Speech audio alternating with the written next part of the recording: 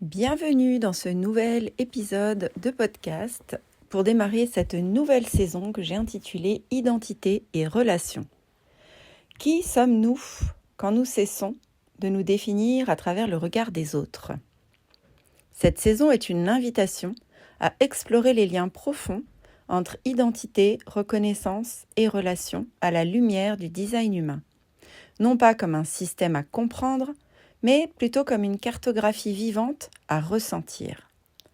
Au fil des épisodes, nous traverserons la question de l'identité et de la direction intérieure, le besoin de reconnaissance et ses blessures silencieuses, la relation amoureuse, familiale ou affective, l'attachement, la dépendance émotionnelle et le conditionnement, et aussi les dynamiques invisibles héritées de notre histoire et de notre énergie. Ici, il ne s'agit pas de devenir quelqu'un d'autre, il s'agit de cesser de se perdre dans ce qui n'est pas soi. Chaque épisode ouvre un espace de compréhension, mais surtout de permission, celle d'exister sans se suradapter, d'aimer sans se trahir et de se reconnaître de l'intérieur. Une saison pour celles et ceux qui se sentent parfois flous, en quête, trop sensibles ou trop ouverts, et qui pressentent que la relation la plus essentielle est peut-être celle qu'ils entretiennent avec eux-mêmes. À écouter comme on traverse un chemin, sans chercher à aller vite, en laissant les mots faire leur œuvre. Alors, ce premier épisode, qui suis-je vraiment quand l'identité cesse d'être une quête ?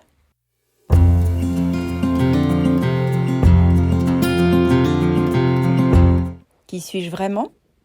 Et si cette question, au lieu de nous guider, nous épuisait ? Et si l'identité n'était pas quelque chose à trouver, mais quelque chose à laisser se déposer ?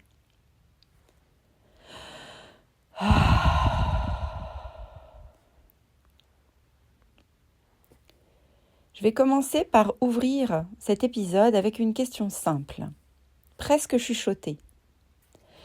Est-ce que tu t'es déjà demandé qui tu es quand tu n'essayes plus de l'être ? Qui suis-je vraiment quand l'identité cesse d'être une quête ? C'est une question que beaucoup d'entre nous portent parfois depuis longtemps. Une question qui revient dans les moments de transition, quand quelque chose se termine, quand une ancienne version de nous ne tient plus. Ou bien simplement, quand on se sent un peu flou, un peu décalé, un peu fatigué. Qui suis-je vraiment ? Et si cette question, au lieu de nous guider, nous épuisait parfois ? Et si l'identité n'était pas quelque chose à trouver, à définir ou à figer, mais quelque chose à laisser se déposer doucement quand on cesse de se battre avec soi-même ? Dans cet épisode, j'aimerais t'inviter à explorer cette question autrement. Non pas pour y répondre, mais pour peut-être la laisser respirer. Nous vivons dans un monde où on nous demande sans cesse de savoir qui nous sommes. Quelle est ta mission ? Qui es-tu profondément ? Quelle est ta vraie identité ? Et même dans les espaces de développement personnel ou spirituel, cette quête peut devenir une nouvelle pression. Beaucoup de personnes que j'accompagne ne se sentent pas vraiment perdues, elles se sentent surtout fatiguées de chercher. Fatiguées de vouloir se définir, fatiguées de se comparer. Fatiguées d'avoir l'impression qu'il y aurait quelque part une version d'elle-même plus juste, plus alignée, plus légitime que celle qu'elles vivent aujourd'hui. Et si cette fatigue n'était pas un problème à résoudre, mais juste un signal ? Et si elle nous invitait à changer de regard sur ce que signifie vraiment être soi ? En design humain, il existe un centre qu'on appelle le centre G. C'est le centre de l'identité, mais aussi de la direction et de l'amour de soi. Et j'aimerais préciser quelque chose d'important. Le centre G ne dit pas qui tu dois être. Il ne donne pas une définition figée de ton identité.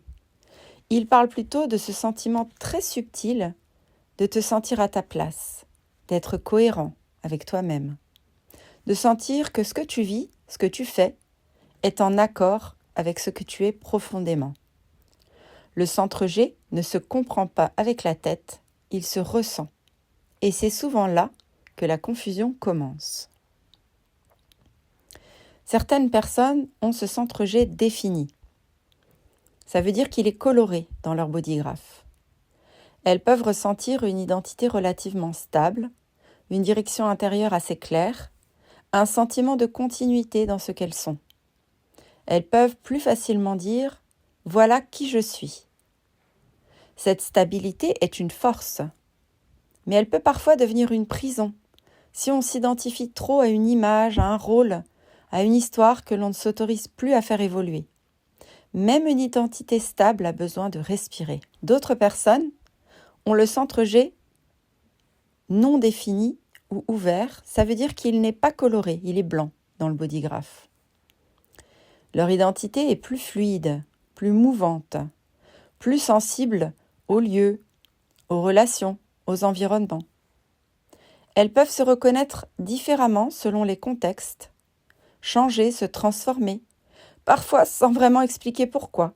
Et dans un monde qui valorise la cohérence fixe, cette fluidité est souvent vécue comme un manque. Pourtant, une identité fluide n'est pas une absence d'identité. C'est une autre intelligence du vivant. Le piège pour ces personnes est de vouloir se fixer à tout prix, de chercher une étiquette, une définition rassurante, simplement pour se sentir en sécurité. Alors que leur sagesse réside justement dans cette capacité à se laisser traverser, à refléter, à sentir profondément ce qui est juste ou non pour elles. Très souvent, la question de l'identité se joue dans la relation. Quand je ne sais plus qui je suis, je regarde l'autre. Je cherche à être reconnue, validée, nommée. Et sans nous en rendre compte, nous pouvons commencer à exister davantage dans le regard de l'autre que dans notre propre ressenti. Beaucoup de blessures identitaires sont en réalité des blessures de reconnaissance.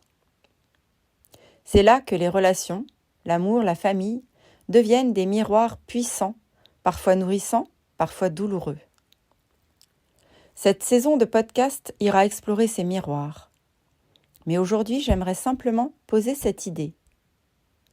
Si la relation la plus essentielle était celle que tu entretiens avec ton propre sentiment d'être, je t'invite maintenant à ne rien analyser, à simplement respirer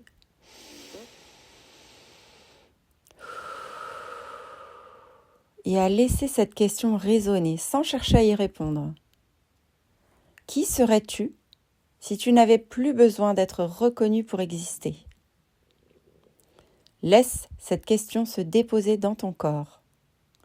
Peut-être qu'aucune réponse ne vient et c'est très bien ainsi.